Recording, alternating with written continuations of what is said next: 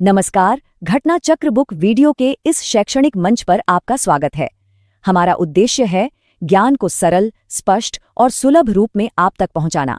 आइए आरंभ करते हैं अध्ययन और सफलता की इस यात्रा को। कभी सोचा है कि सेना में, आर्म्ड फोर्सेस में डिसिप्लिन को लेकर इतनी ज्यादा सख्ती क्यों होती है? इसकी वजह यह है कि सशस्त्र बल सिर्फ अनुशासन पर नहीं चलते, वो टिके होते हैं अटूट निष्ठा पर, लॉयल्टी पर। तो चलिए आज उन कानूनों को समझते हैं जो इस भरोसे को तोड़ने वाले दो सबसे संगीन अपराधों से डील करते हैं। एक है विद्रोह और दूसरा है अभृत्यजन। यही वो बड़ा सवाल है जो हमारी पूरी चर्चा की नींव है। देखिए, ये सिर्फ रूल्स और रेगुलेशंस की बात नहीं है, ये देश की सुरक्षा का, नेशनल सिक्योरिटी का आधार है। तो आइए देखते हैं कि हमारा कानून इस बुनियाद को कैसे बचाता है और इन सिद्धांतों को तोड़ने की क्या कीमत चुकानी पड़ सकती है। ठीक है, तो सबसे पहले बात करते हैं सबसे बड़े सैन्य अपराध की, विद्रोह यानी म्यूटिनी। यहाँ जो दांव पर लगा है वो बहुत बड़ा है और सजा भी उतनी ही गंभीर। तो ये विद्रोह का दुष्प्रेरण या कहें कि किसी को म्यूटिनी के लिए उकसाना आखिर है क्या? इसे ऐसे समझिए, मान लीजिए कोई सैनिकों के एक ग्रुप को अपने कमांडिंग ऑफिसर्स के ऑर्डर्स मानने से इनकार करने के लिए भड़काता है। ये सिर्फ अपनी बात रखना या असहमति जताना नहीं है, नहीं, ये सीधे सीधे पूरे सिस्टम के खिलाफ एक एक्शन है और कानून इसे बहुत ही ज्यादा गंभीरता से लेता है। अब जरा सजा में फर्क देखिए, ये बहुत जरूरी है। इससे पता चलता है कि कानून किसी एक्शन के नतीजे को, उसके कॉन्सिक्वेंस को कितनी गंभीरता से लेता है। देखिए, अगर कोई सिर्फ विद्रोह के लिए उकसा रहा है, भड़का रहा है, तो सजा है आजीवन कारावास तक। लेकिन अगर उस भड़काने की वजह से विद्रोह सच में हो जाता है ना, तो सजा सीधे मौत तक पहुंच सकती है। ये जमीन आसमान का फर्क है और ये दिखाता है कि असल विद्रोह को कितना संगीन माना जाता है। अच्छा, अब एक अलग तरह के अपराध पर आते हैं। ये है अपने साथियों और अपनी ड्यूटी को छोड़कर भाग जाना।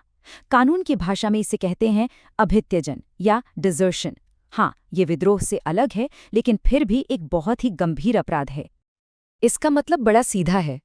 अगर कोई किसी सैनिक को उसकी ड्यूटी छोड़कर भाग जाने के लिए उकसाता है या फिर भागने में किसी भी तरह से उसकी मदद करता है, तो वो एक अपराध कर रहा है। सिंपल। तो इस अपराध की मैक्सिमम सजा क्या हो सकती है?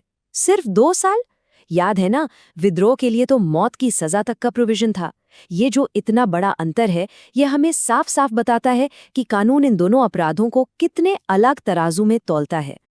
तो ऐसे केस में जज के पास क्या क्या ऑप्शन होते हैं? वो अपराध की गंभीरता को देखते हुए 2 साल तक की जेल दे सकते हैं, या सिर्फ फाइन लगाकर छोड़ सकते हैं, या फिर कुछ केसेस में जेल और फाइन दोनों सजाएं एक साथ भी दी जा सकती हैं। लेकिन रुकिए, कहानी यहीं खत्म नहीं होती। किसी सैनिक को भागने में मदद करना तो गुनाह है ही, पर भागे हुए सैनिक को छिपाना, उसे पनाह देना, वो भी अपने आप में एक अलग जुर्म माना जाता है।